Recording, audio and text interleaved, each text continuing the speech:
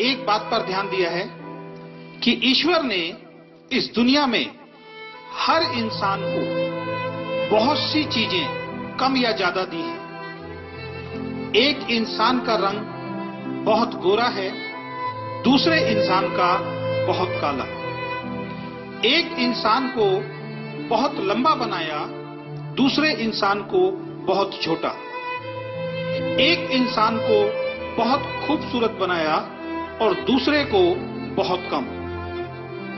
एक इंसान को बहुत स्वस्थ बनाया, दूसरे को थोड़ा कमजोर। ऐसी बहुत सी चीजों में शायद ईश्वर ने हमसे भेदभाव किया है, लेकिन एक चीज ईश्वर ने हम सबको बराबर देकर भेजा है और वो है समय। ये ईश्वर ने हर व्यक्ति को एक दिन में 24 घंटे देकर भेजा है।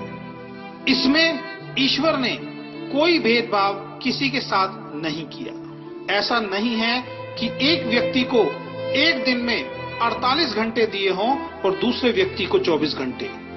ईश्वर ने सबको बराबर समय देकर भेजा है और इस समय का उपयोग आप कैसे करते हैं, इसी पर आपकी सफलता या असफलता निर्भर करती है।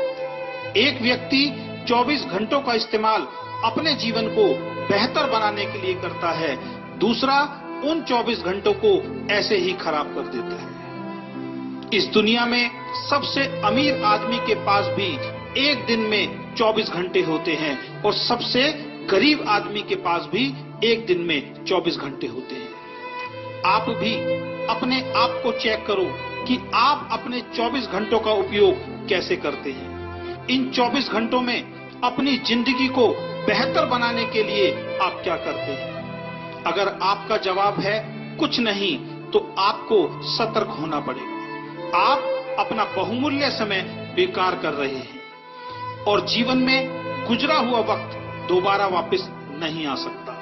इस दुनिया में जिस इंसान ने समय की वैल्यू को समझा है, समय ने उस व्यक्ति की वैल्यू को बढ़ाया है। इसलिए कहा गया है कि जो समय की कद्र नहीं करता, समय भी उसकी कद्र नहीं करता। एक एक सेकंड आपका बहुत कीमती है और इसलिए किसी ने लिखा है, एक साल की कीमत उस विद्यार्थी से पूछो जो परीक्षा में फेल हो गया है। वो बताएगा एक साल की कीमत क्या होती है। उसके सारे दोस्त आगे निकल गए और वो उन सबसे पीछे रह गया।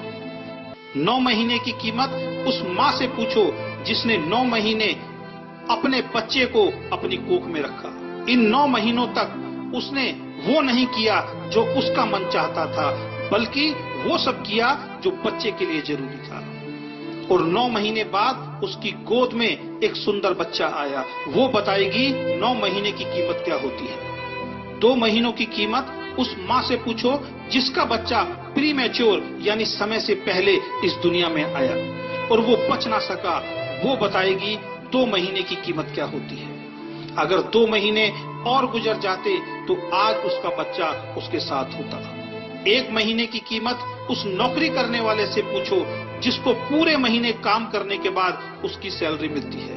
वो बताएगा 1 महीने की वैल्यू क्या होती है। 1 हफ्ते की कीमत उन बच्चों से पूछो जो पूरे हफ्ते इस बात का इंतजार करते हैं कि संडे को पापा की छुट्टी होगी और वो हमें कहीं बाहर घुमाने ले जाएंगे। वो बच्चे बताएंगे 1 हफ्ते की कीमत क्या होती है। 1 दिन की कीमत उस मजदूर से पूछो जो पूरे दिन काम करता है और शाम को पैसे ना मिलने के कारण उसके घर का चूल्हा नहीं जलता। वो मजदूर बताएगा 1 दिन की कीमत क्या होती है। 1 घंटे की कीमत उस प्रेमी से पूछो जिसकी प्रेमिका 1 घंटे देर से आती है। वो 1 घंटा उस प्रेमी को पूरे दिन के बराबर लगता है। 1 मिनट की कीमत उस आदमी से पूछो जिसके 1 मिनट लेट हो जाने के कारण उसकी ट्रेन उसके सामने से निकल गई। वो ट्रेन को नहीं पकड़ पाया।